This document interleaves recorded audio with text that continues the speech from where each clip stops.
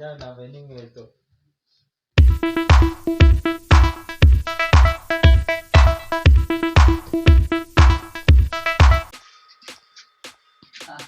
Ubona umuntu yirirwa akora byaranze. Ni naho amafaranga gukora mwakitekereza mukicara aho abonye n'ubundi byaranze. Ariko njye hari ikintu njya nibaza, umuntu arakora akava mu gitondo agakora byirukanka nka buriya bugabo ngo ni amafaranga. Byaranze pe amafaranga. Kuva mu gitondo kujya nimugoroba wapi kabisa. Kubona buri no kwira banagire kuryama se ubundi ndaryame kitari umunene.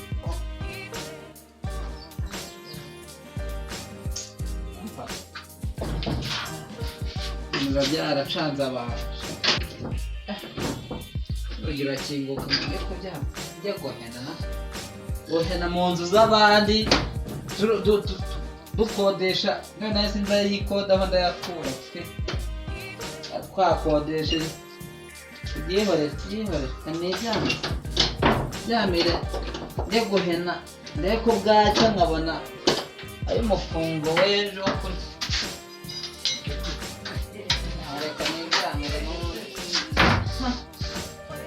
mukingisha serire nyine atekamo nyine bikarangira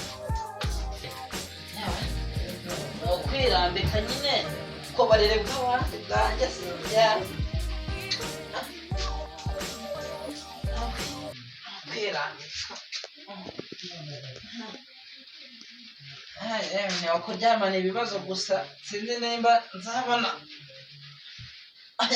ayo kwishyura ejo kaburyameho bwa mbere n'ubwa nyuma.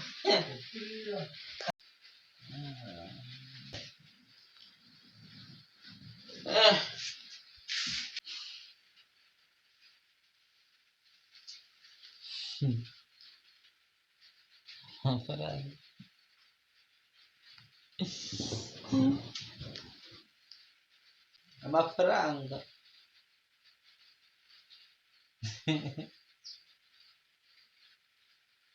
ariko ko nakoze bikanga byaranze.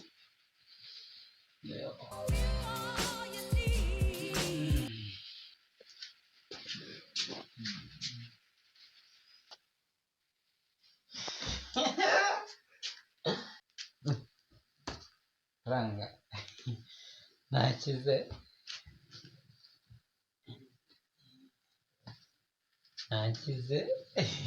amafaranga yose nayanjye.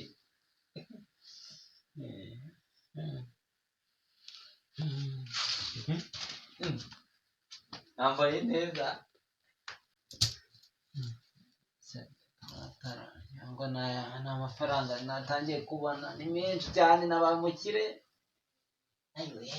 Nambaye ngeze kuri moto iri kuntwara moto y'umwanya ndarwaye nakize cyane moto irantwaye niya ndi modoka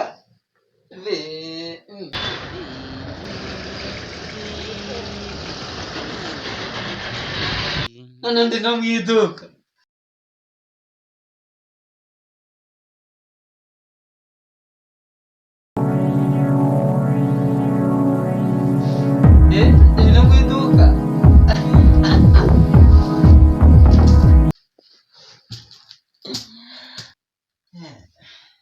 Biraryoha.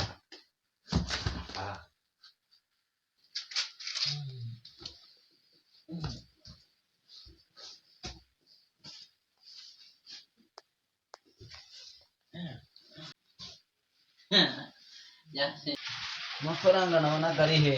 Amafaranga yari he nabonaga yanjye? Moto yantwaraga iri he? Modoka se nabonaga yanjye iri he naguze? Muti iduka se nari ndimo ryo riri he? Ryagiye naryo birihera amafaranga agiye.